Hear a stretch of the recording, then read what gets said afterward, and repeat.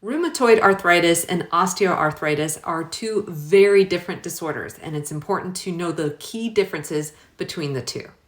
Osteoarthritis is a degenerative disease caused by excessive wear and tear on a joint, as opposed to rheumatoid arthritis, which is an inflammatory disease caused by an autoimmune disorder. Osteoarthritis causes pain with activity and feels better with rest.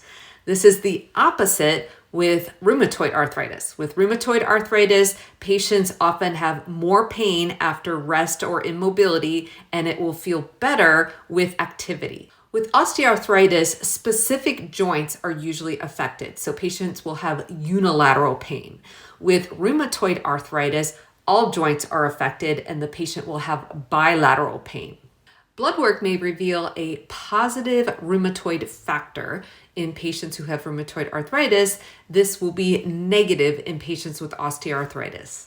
Other key differences between these disorders can be found in the musculoskeletal section of our MedSurg flashcard deck.